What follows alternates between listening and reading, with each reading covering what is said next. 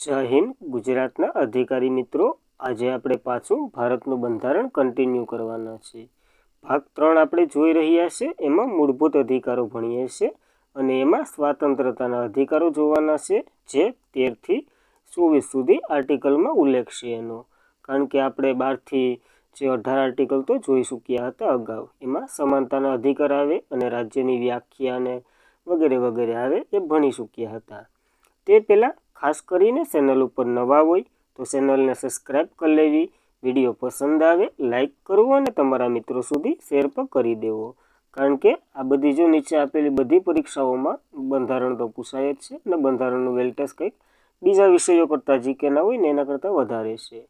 તો મૂળભૂત અધિકારો આપણે ભણવાના છે. એમાં સમાનતાના અધિકારો કમ્પ્લીટ કરી ચૂક્યા છે. એનું લેક્ચર તમે જોઈ શકો છો પ્લેલિસ્ટમાં અથવા તો ચેનલ ઉપર હશે. સમાનતાના અધિકારો 14 થી 18 વિશે આપણે ચર્ચા કરી ચૂક્યા છે. સ્વાતંત્રતાના અધિકારો આજે ભણવાના છે 19 થી 22. પછી જેમ જેમ ક્લિયર થતું જાય એમ આગળ વધતા જવું. આપણે આ સમાનતાના અધિકારો જોઈ લીધા હતા, તો ખાલી રિવિઝન કરી લઈએ. જેના આર્ટિકલ 14 થી 18 સુધી એનો ઉલ્લેખ છે. જેમાં આર્ટિકલ 14ની વાત કરીએ તો કાયદા સમક્ષ સમાનતા અને કાયદાનું સમાન રક્ષણ. તો કાયદા સમાનતા આપણે બ્રિટનમાંથી લીધેલી છે અને કાયદાનું સમાન રક્ષણ અમેરિકામાંથી કરીએ છીએ. આર્ટિકલ નંબર 15 રાજ્ય ભેદભાવ નહીં કરે. કઈ કઈ વસ્તુમાં? તો કે ધર્મ, જાતિ, જ્ઞાતિ, લિંગ, જન્મ સ્થળ આધારિત. પછી આના પેટા 100 સુધી હતા, જે બધી આપણે કમ્પ્લીટ કરી ચૂક્યા. આર્ટિકલ નંબર 16ની વાત કરીએ તો જાહેર નોકરીમાં સમાન તકની વાત કરેલી છે. આમાંય પેટા ભાગ 100 સુધી હતા, જે પણ આપણે ચર્ચા કરી ગયા. આર્ટિકલ નંબર 17 તો કે અસ્પૃશ્યતા નાબૂદી, એ પણ વાત કરી હતી. અને આર્ટિકલ 18 ઇલકાબોની નાબૂદી, જેમાં પદ્મશ્રી, પદ્મવિભૂષણ અને પદ્મભૂષણ એવા એવોર્ડો નથી આવતા, કારણ કે એ એવોર્ડો છે. અને આ ઇલકાબોની વાત કરેલી છે, કારણ કે પહેલાં મહારાજા, રાજા જે ધીરાજ ને એવા ઉપનામો લેતા એ હવે નથી લેવાના. આ બધી આપણે જો અગાઉ ભણી ચૂક્યા છે. આ તો ખાલી રિવિઝન સ્વરૂપે આપણે લીધું. ડિટેલમાં વિડીયો જોતો હોય તો ચેનલ ઉપર છે જ, તો જોઈ લેવો. હવે આજે શું ભણવાના છે? તો આજે સ્વાતંત્રતાના અધિકારો ભણવાના છે. જેની વાત કરીએ તો 19 થી 22 સુધી છે. અને આર્ટિકલ નંબર 19માં આપણે વાણી અને અભિવ્યક્તિની સ્વાતંત્રતા છે. કંઈક 6 પ્રકારની સ્વાતંત્રતા છે, એના વિશે ચર્ચા કરીશું. આર્ટિકલ નંબર 20 આરોપીને મળતા અધિકારો, 3 જેટલા અધિકારો મળે છે, એના વિશે ચર્ચા કરીશું. આર્ટિકલ નંબર 21 મોસ્ટ ઇમ્પોર્ટન્ટ જીવન જીવવાનો અધિકાર, 21 એ પર ચર્ચા કરીશું પાછળથી હેઠ. આર્ટિકલ નંબર 22 તો કે ધરપકડ અને અટકાયત સામે રક્ષણ, એના વિશે પણ જોશું. આર્ટિકલ 23 શોષણ વિરોધી અધિકારો, એના વિશે જોશું. વેટપથા ને જે બાળમજૂરી ને વગેરે આવી જાય. આર્ટિકલ નંબર 24 જે બાળમજૂરીને રક્ષણ, એના વિશે જોશું. કારણ કે નાના બાળકોને ભણવાની ઉંમર હોય એમાં તમે મજૂરી ન કરાવી શકો. આ બધા વિશે આજે ચર્ચા કરવાના છે. તો પહેલેથી જ શરૂઆત કરી દઈએ. આર્ટિકલ નંબર 19 શું કહે? તો કે વાણી અને અભિવ્યક્તિની સ્વાતંત્રતાનો આર્ટિકલ છે. કેટલા પ્રકારની સ્વાતંત્રતા છે? તો કે હાલ 6 પ્રકારની છે. પહેલાં 7 પ્રકારની હતી. એક મિલકતની હતી, એ રદ કરી નાખી, જે 19(1)(f)માં દર્શાવેલી છે. તો આ પણ જોઈએ. જો આ બધી સ્વાતંત્રતા આપે તો ખરી, પણ આના ઉપર કંઈક નિયંત્રણો પણ લગાવેલા છે, જે 19(2) ને 3 ને 4 ને એ વગેરે આપણે વ્યાજમી નિયંત્રણો કહી શકો ને એ મુજબ છે. એ પણ ચર્ચા કરશું આપણે. તો 19(1)(a)ની વાત કરીએ ને તો વાણી અને અભિવ્યક્તિની સ્વાતંત્રતા છે. હું તમારા પ્લેટફોર્મના માધ્યમથી બોલું તો મને આની સ્વાતંત્રતા છે, તો અહીંયા બોલી શકું, નકર તો હું પણ ન બોલી શકું કાયદામાં હોય તો. ત્યારબાદ 19(b) શું કે? તો કે શાંતિપૂર્વક શસ્ત્ર વિના ભેગા થવાની વાત કરેલી છે.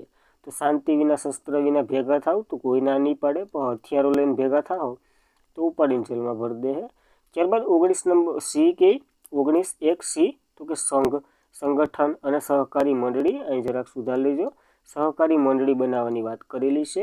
આ એડ કરેલું છે સહકારી મંડળી, જે આપણે એડ કરેલું છે. અને આના માટે એક બંધારણીય સુધારો પેન બદલાવીને લખીએ. કેટલામો કર્યો હતો? તો કે 97મો બંધારણીય સુધારો કર્યો હતો 2011ના રોજ. અને આ સહકારી મંડળી આમાં એડ કરેલું છે, તો એ પણ જોઈ લેવું. ત્યારબાદ 19(d) તો કે હરવા અને ફરવાની સ્વાતંત્ર્ય આપે. તમને જો ભારતમાં ગમે ત્યાં હરવું ફરવું હોય તો કોઈ ટેક્સ બેક્સ આપવો નથી પડતો, કારણ કે અમેરિકામાં જો ડબલ નાગરિકતા છે, એટલે રાજ્યથી અલગ વિઝા લેવા પડે અને દેશના એવી રીતના આપણને નથી. આપણે તમે 28 રાજ્યમાંથી અને 8 કેન્દ્રશાસિત પ્રદેશમાંથી જે ઇનરલેન્ડ પરમિટ ને જે બધી આતંકવાદીવાળા વિસ્તારો હોય ને એને બાદ કરતાં ગમે ત્યાં રાજ્યની પરવાનગી વિના જઈ શકો. તો ખાસ એ પણ યાદ રાખવું. ત્યારબાદ 19E વાત કરીએ તો કોઈ પણ વિસ્તારે રહેવું અને સ્થાયી થવાની સ્વાતંત્રતા છે. જો સ્થાયી થવું, કારણ કે બિહારીઓ અહીંયા જ આવીને પાણીપુરી વેચે ને ગુજરાતમાં, એને સ્થાયી થવાની સ્વાતંત્રતા છે. આના માટેથી કંઈ અલગથી પરમિટ લેવી નથી પડતી. 19(1)F વાત કરીએ તો ખાસ અટાણે તો યાદ જ રાખવાનું હોય. ફેલ થઈ ગયો, IF જોઈને ફેલ થઈ ગયો, આપણને યાદ રાખવાનું છે. ક્યારે? તો કે 44મો બંધારણીય સુધારો થયો હતો. બંધારણીય સુધારો 1978ના રોજ, જેમાં મિલકતની સ્વાતંત્રતા આપી હતી. થોડી ઘણી મિલકતની એ રદ કરી દીધી.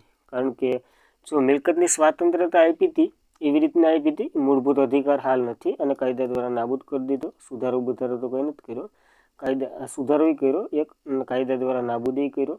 એટલે ટૂંકમાં આના વિશે આપણે જોવું કેવી રીતના સુધારા કરીને જે 31મો આર્ટિકલ આવશે ને આમાં ત્યારે ખૂબ ડિટેલમાં કરશું. પહેલાં ધીરે ધીરે કરતા ગયા, પછી 44મો બંધારણીય સુધારો આખો નાખી દીધો અને રદ કરી દીધો. એ બધી જોવું.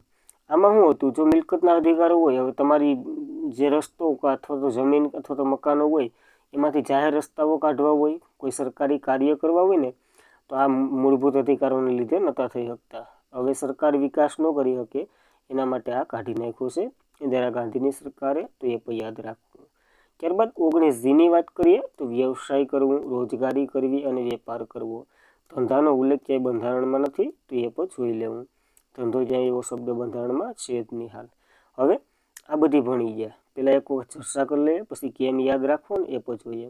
19Aની વાત કરીએ તો વાણી અને અભિવ્યક્તિની સ્વાતંત્રતા છે. 19B તો કે શાંતિપૂર્વક શસ્ત્ર વિના ભેગા થવાની વાત છે. 19C તો કે C ઉપરથી સંઘ, સંગઠન અને મંડળી બનાવવાની સહકારી. 19D ઉપરથી હરવા ફરવાની સ્વાતંત્રતા. 19E કોઈ પણ વિસ્તારમાં રહેવું અને સ્થાયી થવું.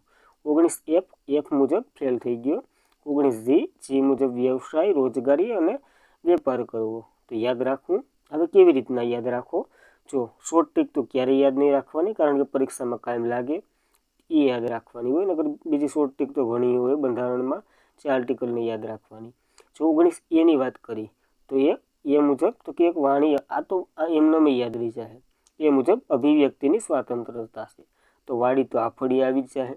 B મુજબ તો કે ભેગા થવું, ભેગા થવાની સ્વાતંત્રતા છે, પણ શસ્ત્ર વિના અને શાંતિપૂર્વક. C મુજબ તો સંગઠન, સંઘ અને સરકારી મંડળી 3 આવી જ જાય. 97મો બંધારણીય સુધારો 2011 યાદ રાખવાનું છે. D મુજબ તો કે ડ્રાઇવિંગ કરવું, એટલે કે ગમે ત્યાં હરવા ફરવાની સ્વાતંત્રતા છે. E મુજબ તો કે અહીં રહેવું, પછી તો કે અહીં રહેવું એટલે અહીં સ્થાયી થવું, એટલે ગમે એ વિસ્તારમાં રહેવું અને સ્થાયી થવાની સ્વાતંત્રતા છે. તો F મુજબ તો આપણે યાદ જ રાખ્યું, ફેલ થઈ ગયો. 44મો બંધારણીય સુધારો 1978ના રોજ મિલકતનો અધિકાર કાઢી નાખ્યો. અને G મુજબ તો કે ધંધો બંધારણમાં ક્યાંય નથી, એટલે તો તમને પહેલાં કહી દીધું. પણ ધંધો એટલે વ્યવસાય, રોજગારી અને વેપાર ગમે ત્યાં કરી શકો એની સ્વાતંત્રતા છે. તો આ 6 પ્રકારની સ્વાતંત્રતા યાદ રાખવી. હવે આના ઉપર જે વ્યાજબી નિયંત્રણો લગાડ્યા ને એ જોઈ લઈએ આપણે. એ પહેલાં તો કે સુપ્રીમ કોર્ટે ઘણા અધિકારો આપ્યા, જે ચુકાદામાં આપે ને એ જોઈ લઈએ.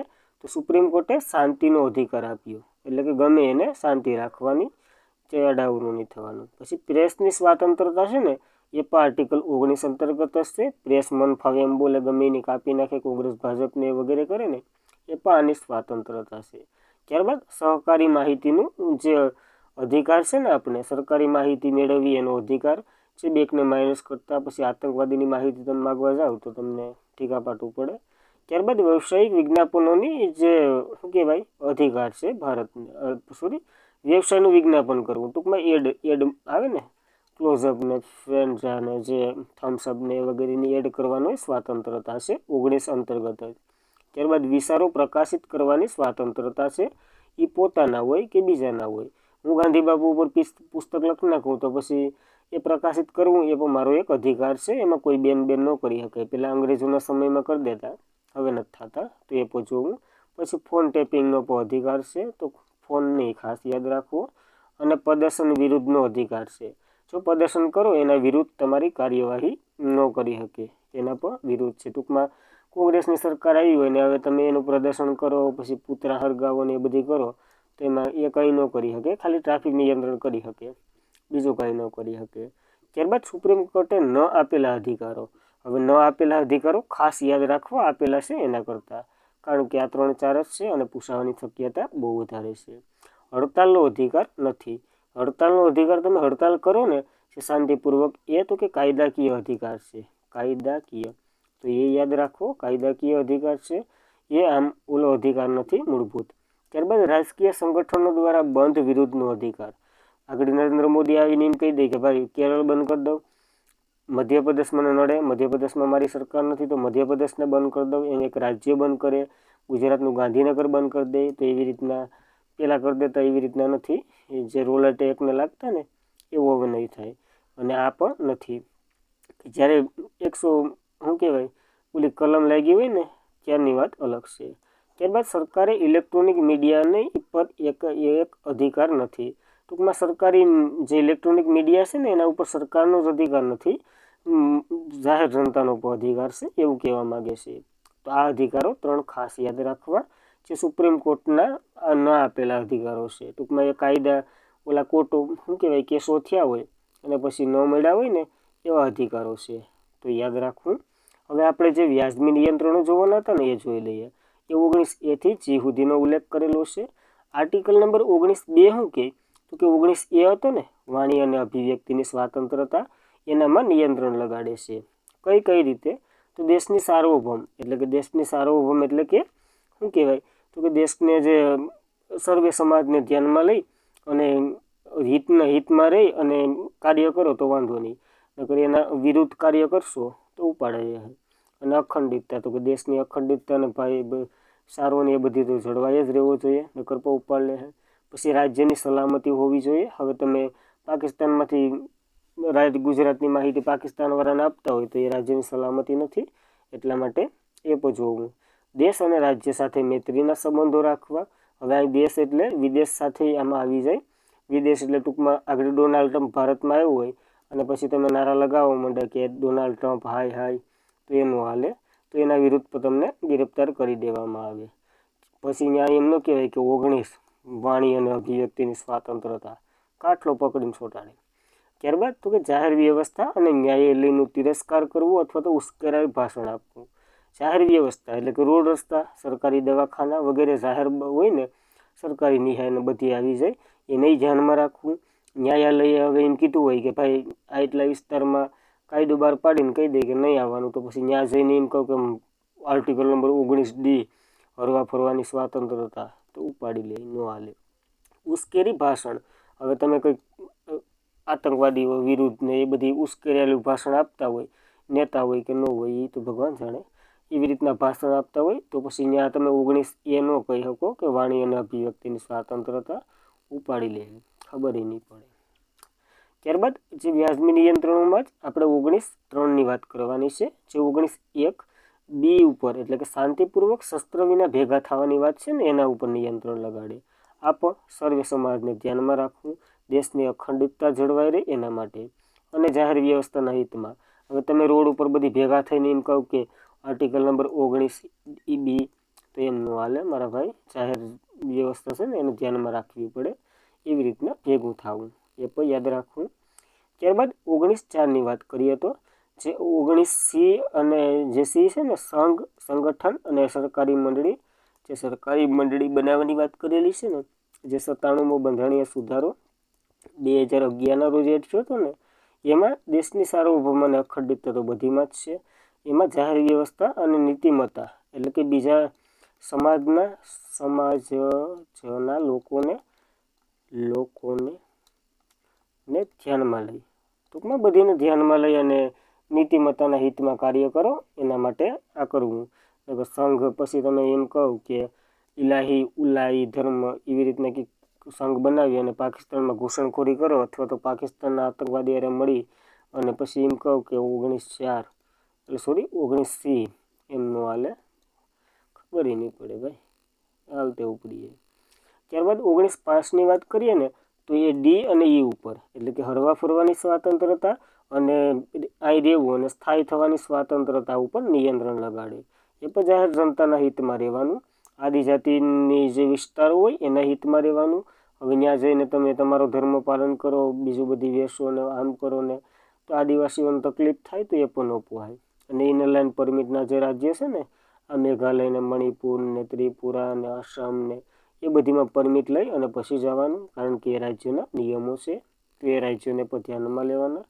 ત્યારબાદ છેલ્લું નિયંત્રણ જોઈ લઈએ, આર્ટિકલ નંબર 19(6), જે 19(f) ઉપર મિલકતના અધિકાર ઉપરની વાત કરેલી છે, પણ હવે આનું કોઈ કામ નથી. એ પણ જાહેર જનતાના હિતમાં રાખવું અને દેશના જે વિરુદ્ધ અથવા તો દેશનો વિરુદ્ધ વેપાર, વ્યવસાય અને કામકાજ નહીં કરવાનું. હવે દેશમાં જો સમજી લો ને, ગુજરાતમાં જ વેપાર શું બંધ છે? દારૂની બંધ છે. તો દારૂ પછી ગુજરાતમાં વેચવો તો એ દેશના હિતમાં અથવા તો દેશના વિરુદ્ધમાં ગણાઈ જાય, એને રાષ્ટ્રદ્રોહી કહેવાય. અટાણે તો ગણાય જશે, પણ આપણે નથી જોવું, હાલે હપ્તા ભરતા હોય ને.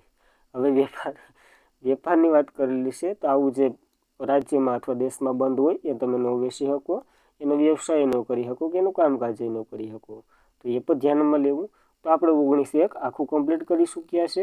આઈ થિંક તમને સમજાઈ ગયું હોય. ન સમજાણું હોય તો પાછું રિવિઝન કરી લેવું. હવે આના ઘણા કેસો થયા હતા, એ જોઈ લઈએ. કેસોની વાત કરીએ ને, તો પેલું વહેલું છે ને, વાણી અને અભિવ્યક્તિની સ્વતંત્રતામાં નવીન જિંદાલ વિરુદ્ધ કેન્દ્ર સરકારનો કેસ થયો હતો. અહીંયા શું કીધું હતું કે આપણો જે ઝંડો ફરકાવો ને, ફરકાવવાની વાત કરેલી છે. લહેરાવું ફરકાવવું બે અલગ છે. આપણે બંધારણીય ચિહ્નોમાં ભણી ચૂક્યા છે. ફરકાવવું કેને કહેવાય, લહેરાવું કેને કહેવાય, જોઈ લેવું. ફરકાવવાની વાત કરેલી છે ને, એ પણ એક મૂળભૂત અધિકાર છે, એટલે કે મૂળભૂત અધિકાર અંતર્ગત આવે છે. અને નવીન જિંદાલ વિરુદ્ધ કેન્દ્ર સરકારનો આ કેસ થયો હતો 2004માં, અને કીધું કે ગમે એ આમના નાગરિક પર ફરકાવી શકે ઝંડો, એ મૂળભૂત અધિકારોમાં છે, તો એ પણ યાદ રાખવું. હવે આસિસ્ટન્ટ ફોર ડેમોક્રેસી વિરુદ્ધ કેન્દ્ર સંઘનો કેસ થયો હતો 2002માં. આમાં શું કીધું તો કે તમે કોંગ્રેસને મતદાન આપી આવો, ભાજપને આપી આવો, એનાથી અમને કંઈ લેવા દેવા નથી. તમે પોતાનું મતદાન બોલી શકો, બોલી શકવાની વાત કરેલી છે. અથવા તો હું તમને કહી શકું કે ભાઈ મેં કોંગ્રેસમાં કે ભાજપમાં મતદાન કર્યું, કે બેમાં કર્યું, એમ તો કહી શકો. એટલે આ બોલવું એ મારો મૂળભૂત અધિકાર છે, એવું કહેવામાં આવ્યું હતું. આસિસ્ટન્ટ ફોર ડેમોક્રેસી વિરુદ્ધ કેન્દ્ર સંઘનો કેસ 2002નો છે, તો એ પણ યાદ રાખવું. ત્યારબાદ ગેડારામ વિરુદ્ધ કેન્દ્ર સંઘ કેસ થયો હતો 2010માં. એમાં શું કીધું હતું કે તમારી શેરીમાં જે ફેરિયાના આવે ને, ફેરિયા અને શાકભાજીવાળા અને બકાલાવાળા અને એ બધીને પોતાનો અધિકાર છે વેપાર કરવાનો. તો એમાં તમે દખલગીરી ન દઈ શકો. તમે ન કહી શકો કે 19 એનું હલન થાય મારું, કારણ કે રાયડું પાડતા આવતા હોય, બકાલું લઈ લો ને એમ બધી ભંગાર ને એ બધી, તો એમાં તમે ન ગણી શકો, કારણ કે એ પોતાના ધંધો વ્યવસાયની એનો અધિકાર છે. તો એનો મૂળભૂત અધિકાર હલન થાય ને, તમે રોકો તો. એટલા માટે ગેડારામ વિરુદ્ધ કેન્દ્ર સંઘનો કેસ હતો. એમાં ફેરિયાઓ અને જે બધી કરતા હોય ને, એને તમે રોકી ન શકો, એ પણ યાદ રાખવું. ત્યારબાદ આપણે ઇન્ટરનેટના માધ્યમથી અભિવ્યક્તિની અધિકાર. ટૂંકમાં ઇન્ટરનેટના માધ્યમથી જે શું કહેવાય, વાણી આપવી, જે હું તમને આપું છું, મારી વાણી સારી લાગતી હોય તો એક લાઈક કરી દેજો. એ મુજબ વાણી આપી શકાય. અને સુપ્રીમ કોર્ટે એક ચુકાદો આપ્યો હતો 10 જૂન 2020. આ કેસનું નામ ખાસ યાદ રાખવું, ગુલામ નબી આઝાદ વિરુદ્ધ ભારતનો કેસ થયો હતો. ભારત સંઘનો કેસ થયો હતો 2020માં થયો હતો. આનું કારણ શું હતું? તો આનું કારણ આ હતું, જમ્મુ કાશ્મીરમાં છેલ્લા 5 મહિનાથી જે ઇન્ટરનેટ પર પ્રતિબંધ હતો ને, એને રદ કરાવવાનો હતો. અને આને રદ પણ કરી દીધો હતો સુપ્રીમ કોર્ટે. એના માટે આ એક કેસ બહુ ફેમસ છે. અને પાછું કીધું પણ હતું કે તમારે ઇન્ટરનેટ પર પ્રતિબંધ મૂકવું હોય ને, તો કોઈ ચોક્કસ કારણ જણાવવું પડશે. કારણ જણાવી એ કારણ જે શું કહેવાય, લોકોના જે મૂળભૂત અધિકારો છે ને, એનું હલ જ ન કરતું હોવું જોઈએ. કયા કારણથી તમે બંધ કરો એ બધી ડિટેલ આપી, રાષ્ટ્રપતિની સાઇન થાય પછી જ બંધ થાય. ત્યાં સિવાય તમને મરજી પડે એમ ઇન્ટરનેટ બંધ કરી દો તો ઘરની દોરાઈ ચાલે, એમ કહી દીધું સુપ્રીમ કોર્ટે. તો જમ્મુ કાશ્મીર છેલ્લા 5 મહિનાથી ઇન્ટરનેટ પર પ્રતિબંધ હતો ને, એનામાં ગુલામ નબી આઝાદ વિરુદ્ધ ભારત સંઘનો કેસ લાગ્યો હતો. યાદ રાખવું ક્યારે ઇન્ટરનેટ પર પ્રતિબંધ મૂકી શકાય. તો આમાં કંઈક કલમો આપી હતી એને, કલમ નંબર 144 લાગે, પછી TS આ એક કાયદો છે એ લાગે, જે રૂલ્સ છે ને 2017નો છે એ લાગે.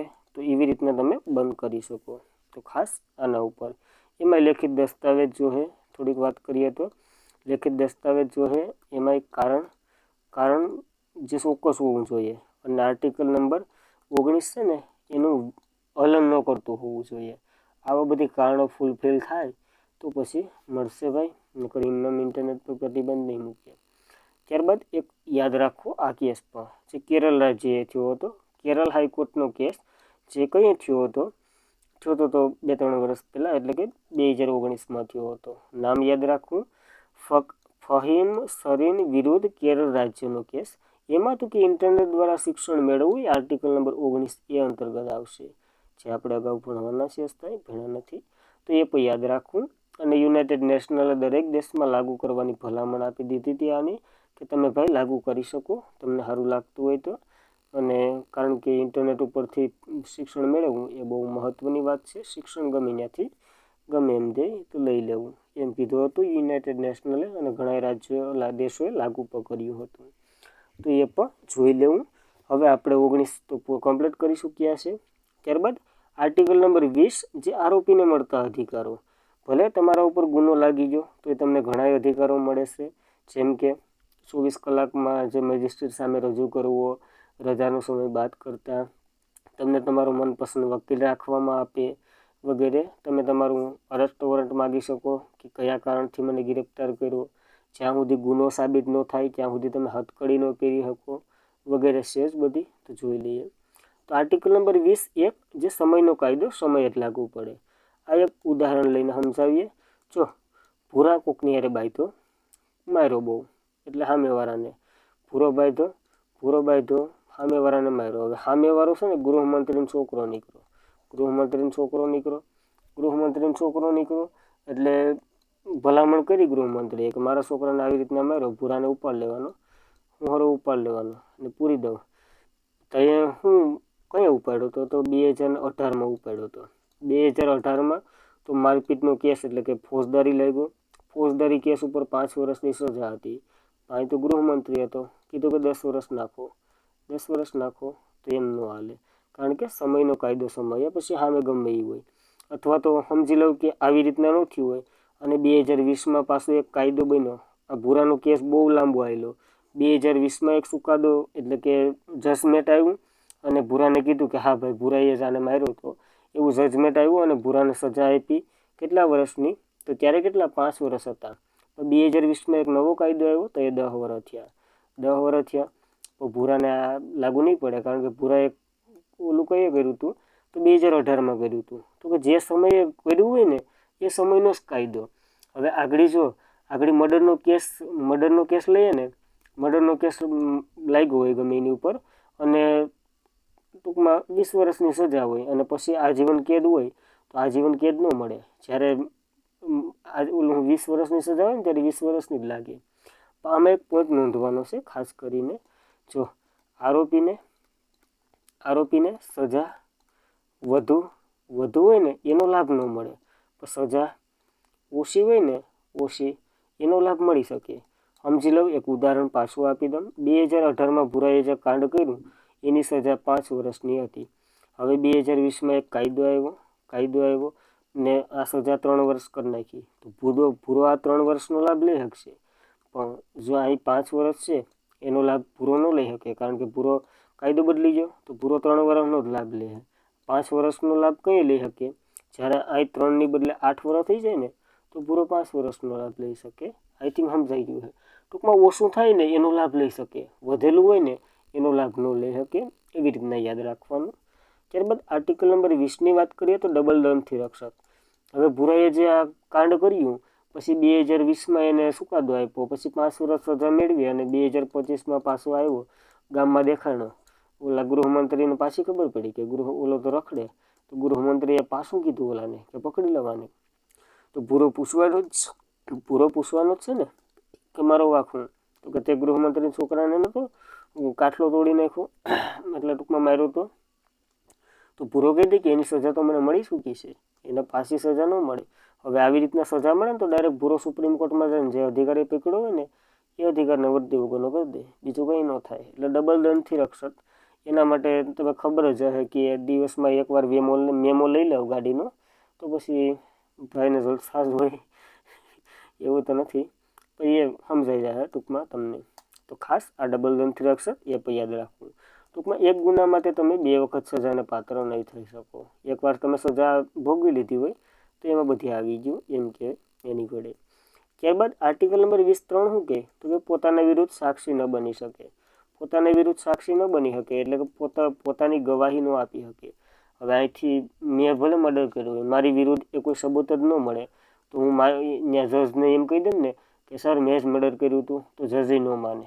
કે સબૂત બધાય સબૂત પોતાની વિરુદ્ધ હોય, પછી ખબર હોય તો જજે પૂછે. ફિલ્મોમાં તમે જોતા હે કે આપકો કુછ કહેના હે અબ, તો બોલો કે હવે તો હું કે તમે ફેસલો આપી દીધો. એ પછી ફેસલો આપે જજ, તો એ પણ યાદ રાખવું. અને આવી રીતના હોય તો પોતાની પહેલાં શું થતું, પોલીસવાળા મારીને ગુના કબૂલ કરાવી લેતા. પછી આવી રીતના થયું, આપણો દેશ સુધરી ગયો. અને આના માટે એક ખાસ કરીને એક કેસ જાણીતો છે.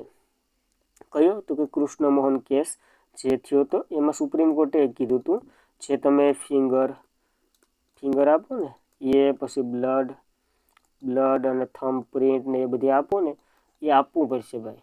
કારણ કે એ તમારા મૂળભૂત અધિકારોનું હલન નથી કરતું. એ તમારા, કારણ કે આના વિના તો અમે કેસ કેમ કરીએ, કન્ફર્મ તો કરવું ને કે આ જ મર્ડરર છે કે આને જ ગુનો કર્યો. એના માટે આ એક કૃષ્ણમોહન કેસ યાદ રાખવો. ત્યારબાદ મોસ્ટ ઇમ્પોર્ટન્ટ આર્ટિકલ 21 જે જીવન જીવવાના અધિકારની વાત કરેલી છે. શું કે કાયદા દ્વારા 2 પ્રકારના હોય. જીવન જીવવું એ 2 પ્રકારનું છે. એ 2 કેસોથી જ આપણે સમજી જવું.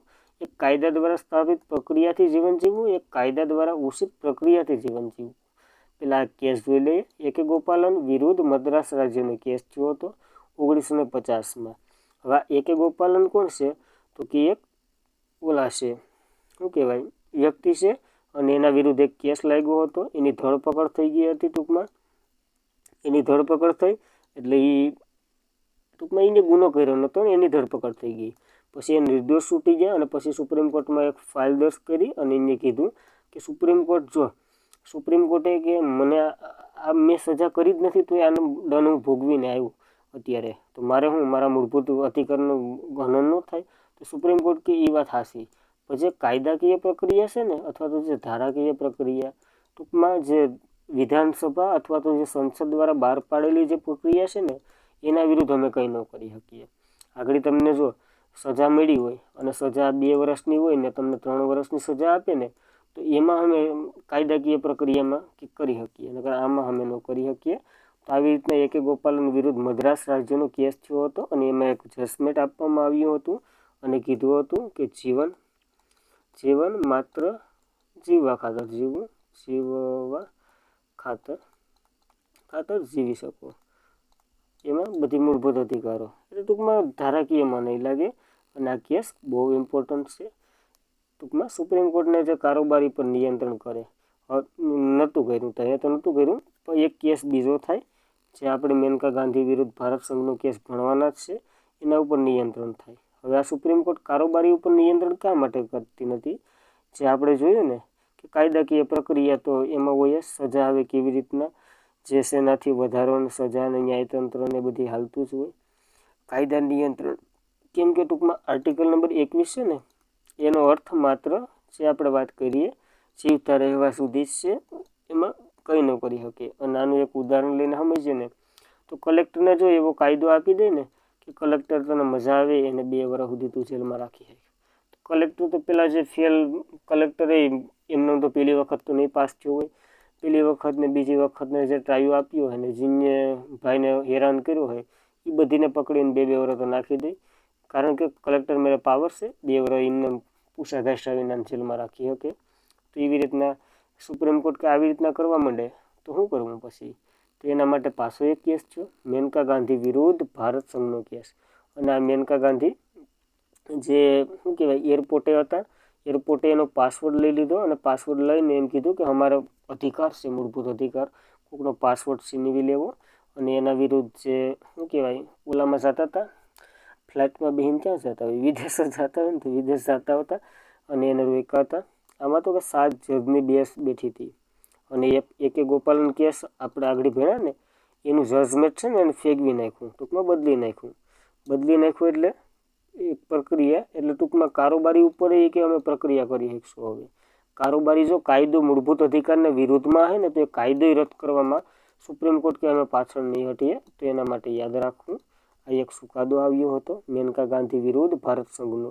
અને આમાં જ કીધું હતું કે જીવન માત્ર જીવિત રહેવા સુધી નહીં, સન્માનપૂર્વક જીવન જીવવું ને એ જ આપણો અધિકાર છે. એટલે તો આર્ટિકલ નંબર 21 બહુ સસામર્યો હોય અને આવી રીતના છે કંઈક. તો આ બે જજમેન્ટ ખાસ યાદ રાખવા. અને આર્ટિકલ નંબર 21 જે સુપ્રીમ કોર્ટે અને પ્રાકૃતિક ન્યાયનો સિદ્ધાંત પર કીધો હતો. કયો પ્રાકૃતિક ન્યાયનો સિદ્ધાંત? તો કે સન્માનપૂર્વક જે જીવન જીવવું ને એને, ટૂંકમાં સન્માનપૂર્વક જીવન જીવવું એને જ કીધો તો પ્રાકૃતિક ન્યાયનો સિદ્ધાંત. તો યાદ રાખવો. હવે જેમાં શું આવે? તો જેમાં બધી આવી જાય. આપણે રાઇટ ટુ ઇન્ફોર્મેશન એટલે કે રાઇટ ટુ પ્રાઇવસીની એક્ટ આવી જાય, સારા આરોગ્યની જે શું છે એ એક્ટ આવી જાય વગેરે. ટૂંકમાં બધી આપણે અધિકારો મળે જે પહેલાંય મળતા હતા. તો પહેલાં ખાલી જીવવા ખાતર મળતા હતા, હવે સન્માનપૂર્વક જીવવા ખાતર મળે છે. એ પણ યાદ રાખવું. અને આના માટે એક બંધારણીય સુધારો પણ યાદ રાખવો. 44મો બંધારણીય સુધારો 1978. આર્ટિકલ નંબર 20 અને 21 બંધારણ અથવા તો શું કહેવાય સંસદ જે ઇમરજન્સી લાગે ને કટોકટી એના વિરુદ્ધ પણ બંધ નહીં કરી શકે. પહેલાં થઈ જતા, આ બે આર્ટિકલ રદ કરી દેતા, હવે નહીં કરે. કારણ કે 21 અમૃત છે અને આ ધરપકડને જે અટકાયત સામે રક્ષણ એ પણ અમર રાખી દીધા બેને. તો આ બે આર્ટિકલનું એટલા માટે મહત્ત્વ ખૂબ છે, એ પણ યાદ રાખવું.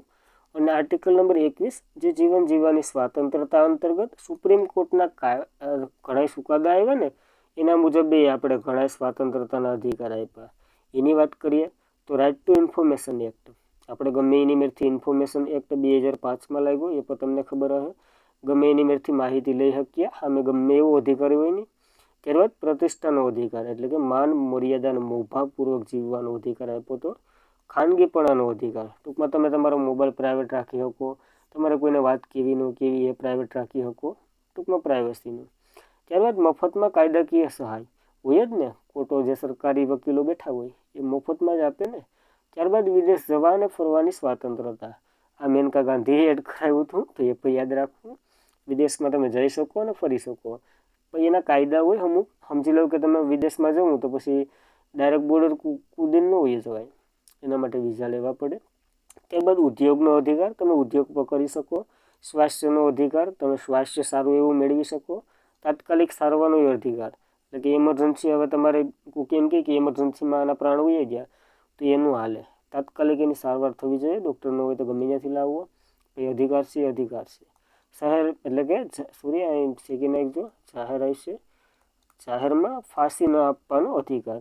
હવે આ ફાંસી ન આપવાનો અધિકાર એક રાજસ્થાનનો એક કેસ છે ને એની સાથે સંકળાયેલો છે, કે લીલાદેવીનો કેસ છે રાજસ્થાનનો. હા, એમાં એ લીલાદેવીએ પોતાની જે બહુ હતી ને એટલે કે એની વહુ, હા, એને હળગાવી દીધા હતા જાહેરમાં, અને એના ઉપર એક કેસ થયો હતો. અને બધીનું કહેવું એમ હતું કે આને જાહેરમાં ફાંસી આપો. પછી સુપ્રીમ કોર્ટે એક ચુકાદો આપ્યો હતો કે જાહેરમાં ફાંસી નહીં આપવાની, કારણ કે એના મૂળભૂત અધિકાર થાય. એટલે ઘોઘાટ પ્રદૂષણ મુક્તિનો અધિકાર, હવે તમે 12 વાગે બાજુમાં ડીજે વાગતું હોય તો એના ઉપર કાયદેસરની કાર્યવાહી કરી શકો. પછી હાથકડી ન પહેરવાનો અધિકાર, આ ક્યાં સુધી? જ્યાં સુધી ગુનો સાબિત ન થાય ને ત્યાં સુધી, પછી તો તમને ટહણી પહેરાવે. ત્યારબાદ આ વીજળીનો, તમને વીજળી ગમે ત્યાં હોય તો તમારી વીજળી મેળવવાનો અથવા તો વ્યક્ત કરવાનો અધિકાર છે. નિંદર એટલે કે ટૂંકમાં સૂવાનો અધિકાર છે. લગ્ન કરવા ન કરવા એ પણ તમારો અધિકાર છે. માન મર્યાદાપૂર્વક જીવવું એ પણ તમારો અધિકાર છે.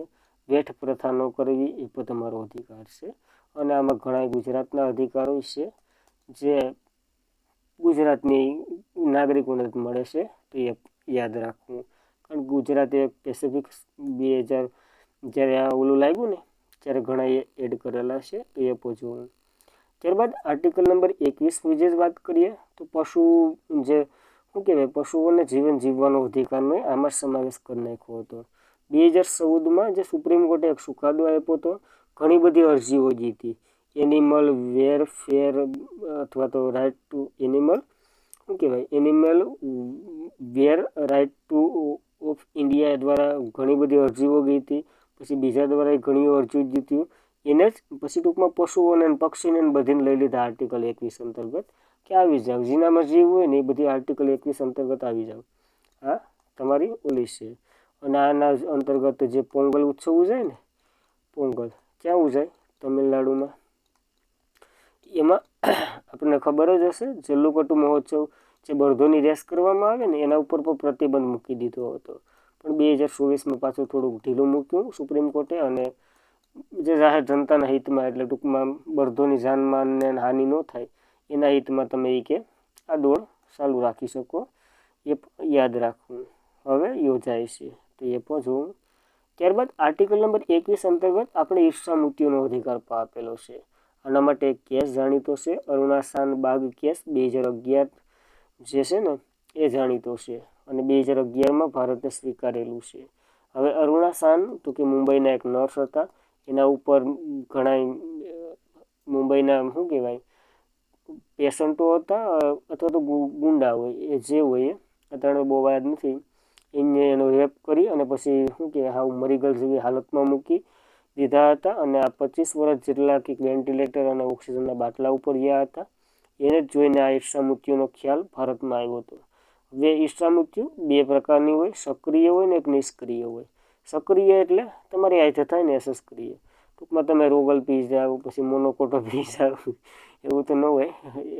ટૂંકમાં એ પ્રકારના ઇન્જેક્શન લઈ લો, એ તમારી રીતના થાય. સક્રિય પ્રતિબંધ છે ભારતમાં. શા માટે?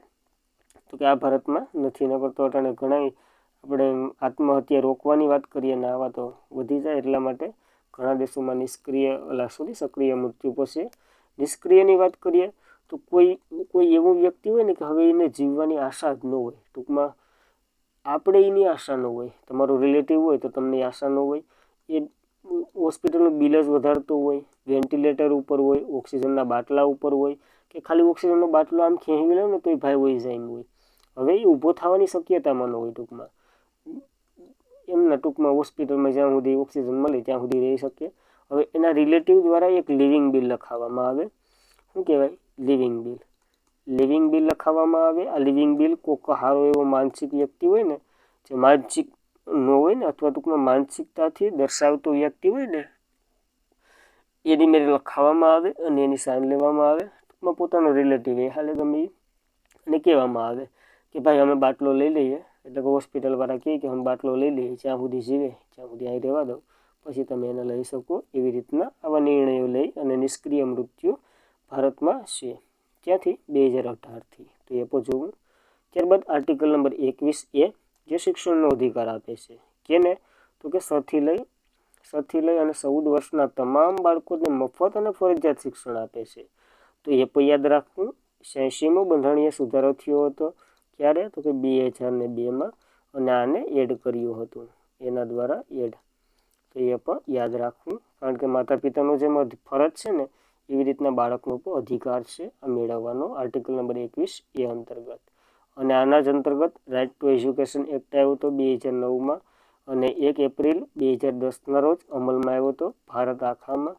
તો ગુજરાતે 2 વર્ષ પછી, એટલે કે ગુજરાતે 2012માં એડ કર્યો હતો ઘણા બધા સુધારા સાથે. તો એ પણ માહિતી યાદ રાખવી. અને નબળા વર્ગને, અનામતને જે 25% બેઠકને એ બધી આમાં જ લાગ્યું હતું. સમજી લો કે પ્રાઇવેટ સ્કૂલો હોય તેમાં 25% જે અનામતવાળાની બેઠક હોય ને, એ બધી આ રાઇટ ટુ એજ્યુકેશન એક્ટમાં જ છે. ક્યારેક ટાઈમ મળશે તો ભણી લેવું. હવે આપણે રાઇટ ટુ ઇન્ફોર્મેશન એક્ટની જોઈ લીધું, એની થોડીક માહિતી લઈ લઈએ. 2005માં આવ્યો હતો. માહિતીનો અધિકાર છે, અધિકાર ધારો છે. અને આ તો કે 15 જાન્યુઆરી 2005ના રોજ દાખલ થયો હતો, એટલે કે સંસદમાંથી પસાર થયો હતો. આખા ભારતમાં તો કે 12 ઓક્ટોબર 2005ના રોજ અમલ થયો હતો. તો એ પણ યાદ રાખવું. આમાં ગમે એની મેરથી તમે માહિતી માગી શકો. એમાં જે ખર્ચો આવતો હોય ને, થોડો ઘણો સમજી લો કે લેટ ફ્રી ને બધી વસૂલ કરે ને, એ તમારે દેવી પડે. અને આના જ અંતર્ગત જે ઉત્તરાખંડ હાઈકોર્ટ છે ને, એને ગંગા અને યમુના બંનેને તો કે જે શું કહેવાય જીવંત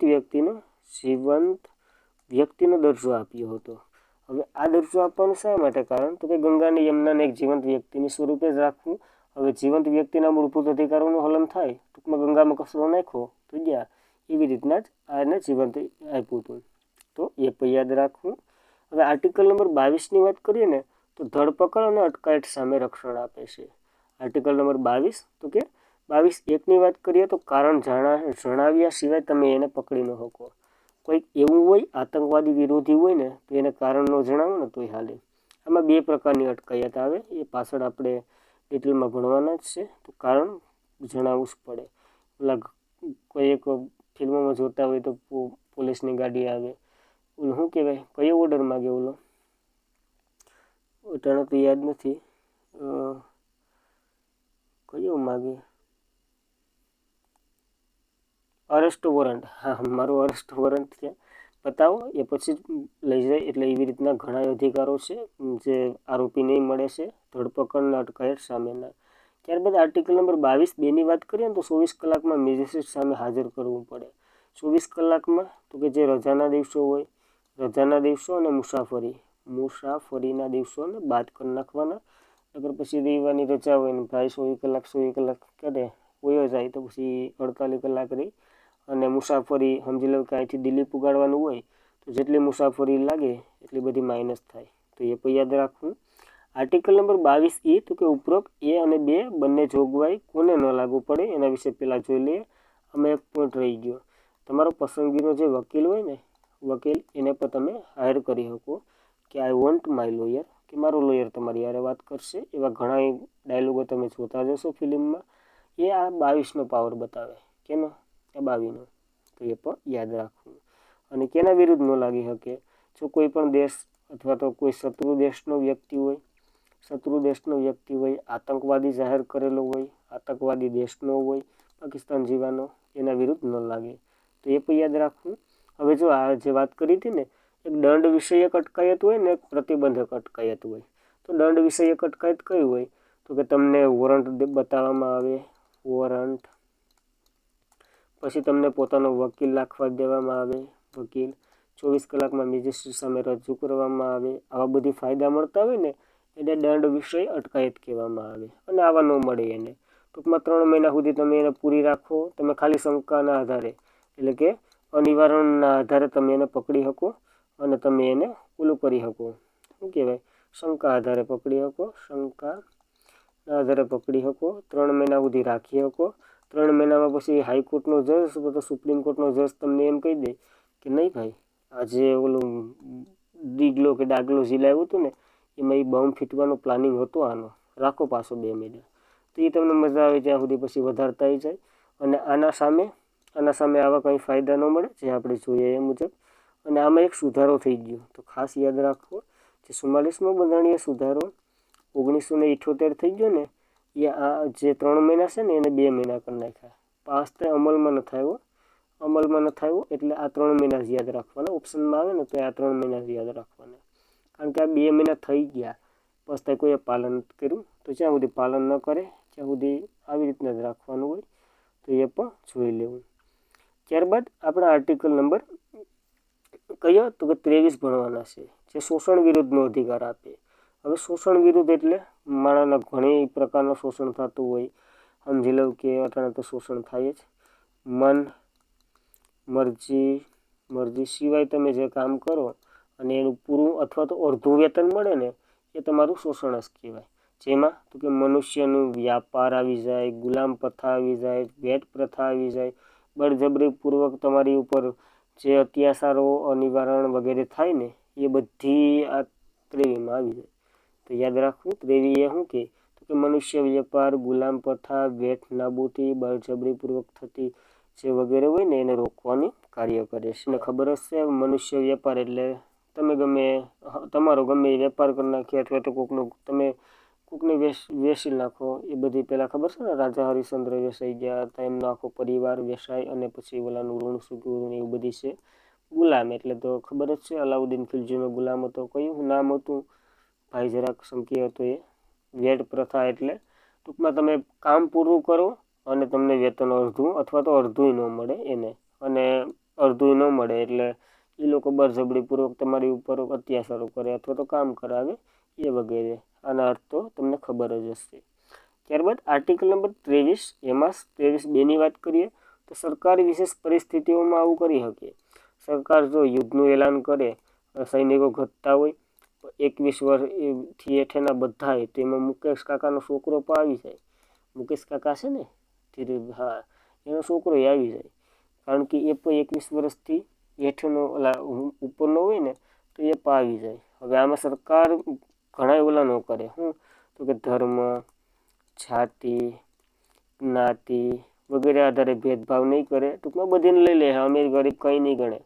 મુકેશ કાકાનો છોકરો આવી જાય, એટલે એ પણ યાદ રાખવું. અને આના માટે એક કેસ થયો હતો, રણજીત રાય વિરુદ્ધ રાજસ્થાન રાજ્યનો કેસ 1995માં. આમાં શું કેસ હતો, આનું કારણ તો કે આમાં તો દુષ્કાળ પડ્યો હતો રાજસ્થાનમાં, અને દુષ્કાળ સમયે મજૂરી છે ને અડધી આપવામાં આવી હતી. ટૂંકમાં દુષ્કાળના કારણેથી અડધી આપી હતી. પણ સુપ્રીમ કોર્ટે કહી દીધું દુકાળ હોય કે ન હોય, મજૂરીને જે મજૂર મળતું હોય ને એ જ આપવાનું, એ દુકાળની પરિસ્થિતિ હોય કે ન હોય, તો એ પણ યાદ રાખવું. ત્યારબાદની વાત કરીએ ને તો આપણે આર્ટિકલ નંબર 23, જે શોષણ વિરુદ્ધનો અધિકાર છે, એ અમલ માટે સરકારે ઘણા પગલાં પણ લીધેલા છે. જેમ કે અનિશ્ચિતતા દુરુપયોગ અધિનિયમ 1956 બનાવેલો છે, જે બાળ મજૂરી વગેરેને રોકે. બલાત્ શ્રમ મંજૂર પ્રણાલી ઉન્મૂલ અધિનિયમ 1974 બનાવેલો છે, એ પણ આ બધીને રોકે.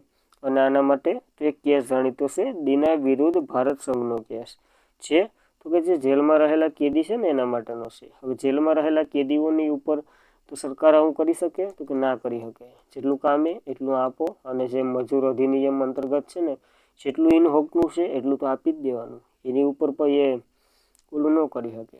શું ન કરી શકે તો કે ઘટાડી ન શકે ટૂંકમાં મજૂરી.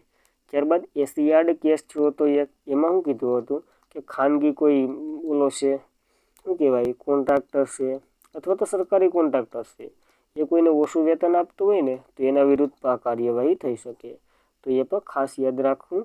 કારણ કે મજૂરનું ન લેવાય. ન કહેતા હોય પહેલાંના માણસો કે ગરીબ માણસનું ન ખવાય, તો ન ખવાય ભાઈ, એ પણ યાદ રાખવું. ત્યારબાદ તો કે આપણે આર્ટિકલ નંબર 24 જોવાના છે. 24માં શું છે તો કે 14 વર્ષથી નીચેના વયના બાળકોનું રક્ષણ કરવાનું છે. જે ટૂંકમાં કારખાનાઓમાં અને જે દારૂ બારૂદને કારખાનામાં જે કામ કરતા હોય ને એના સ્વાસ્થ્યને ધ્યાનમાં રાખી, કારણ કે એની ભણવાની ઉંમર છે ને તમે કામ કરાવો, જે જોખમીવાળા સ્થળોએ ને એ બધીમાં મજૂરી કરવા કારખાનામાં ને એ બધીમાં રોકવાનું અને મેન ઓલો છે. જેમાં આર્ટિકલ નંબર 24(1) તો કે જે બળજબરીથી કરવામાં આવતી મજૂરી પર પ્રતિબંધ. હવે કારખાનામાં તો બળજબરીથી જ હોય, એ મુજબ એને રોકી દેવાનું, અને આ કાયદો લાવ્યો હતા. ત્યારબાદ તો કે આર્ટિકલ નંબર 24(2) તો કે સરકારે કોઈ પરિસ્થિતિઓમાં આવું કરી શકે. ભાઈ સરકારને કંઈક જરૂર પડી હોય કે ભાઈ આ વખતે બનાવવાના છે ફટાકડા આપણે, તો બાળકોને રાખશો તો બાળકોને રાખી શકે. તો સરકાર કંઈક પરિસ્થિતિઓમાં, મોટાભાગે સરકાર યુદ્ધની પરિસ્થિતિઓમાં જ આવું કરે કે ભાઈ 15 વર્ષથી ઉપરના બાળકો બધાય કાલ હથિયારો લઈને આવી જાઓ, તેમાં બધી આવી જાય. એમાં ગાંધીજી મોદીનો છોકરો નથી, નકર મોદીનો છોકરો પણ આવી જાય. અને આના માટે સરકારે ચિલ્ડ્રન લેબર એક્ટ 1986 બનાવ્યો હતો, જેમાં 14 વર્ષથી ઓછી વયના બાળકોને કઈ જગ્યાએ કામ નહીં કરવું ઘણા હતા. એમાં કારખાના છે, કેમિકલની જે ફેક્ટરીઓ છે, ટૂંકમાં જોખમીવાળા સ્થાનો હોય ને, જોખમીવાળા સ્થાનો, એમાં કામ નહીં કરવાની, જે હું કીધું હતું. ત્યારબાદ ચિલ્ડ્રન લેબર એક્ટ આવ્યો હતો 2016. એમાં તો કે જે 14થી 18 વર્ષના બાળકો આ 3 સ્થળે કામ નહીં કરે. કયા 3 સ્થળે? એ 3 સ્થળ ખાસ આપણે યાદ રાખવાના છે. કયા તો કે એક તો કારખાના. બીજાની વાત કરીએ તો બીજું કયું હતું તો કે જોખમી સ્થળો, ખાણ ખનીજો વગેરે. આ 3 સ્થળે કામ એ તો નહીં જ કરે 18 વર્ષ સુધી. 18 વર્ષથી પછી એ સગીર બની જાય, એટલે સગીરમાંથી નીકળીએ અને પુખ્ત વયનો બની જાય, એટલે પોતાની મરજીથી પછી આ સ્થળોએ કામ કરવું હોય તો એ કરી શકે. એ બધી કાયદામાં છે, ક્યાંય બંધારણમાં ઉલ્લેખ નથી. અને આજના માટે એટલું જ હતું. ખાસ કરીને મિત્રો આમાં બહુ મહેનત લાગે છે, કારણ કે તમારી પીપીટી 3 થી 4 કલાક તો ખાઈ જાય. આખું કન્ટેન્ટ ભેરું કરવું પડે. જો આવી રીતના તમારા વિડીયોમાં વ્યૂઝ અને લાઇકને ન આવ્યા તો પછી આપણે સિરીઝ બંધ કરવાનો વારો આવશે. તો આ વિડીયો ખાસ જોઈ લેવો. ન સમજાતું હોય ને પૂછી શકો. હું ભણાવવાની રીત સારી ન હોય તો તમે કંઈક સજેસ્ટ કરી શકો છો. હું મારું પૂરતું પ્રયત્ન તો આપી શકું, તો એ તમારા વ્યૂઝ ન આવે તો પછી અમે એટલો બધી ટાઈમ ન હોય છતાં તમારા માટે ટાઈમ કાઢીએ. અને જે હોય તે, હવે જો ચેનલ ઉપર પહેલી વાર હોય તો લાઈક કરવી, તમારા મિત્રોને શેર કરવી અને સબસ્ક્રાઈબ પણ કરી લેવી. આજના માટે એટલું જ હતું. હવે તો આ વિડીયો કેવો જાય એ પ્રમાણે મળશું. Thank you for watching this video. જય હિન્દ, જય ભારત.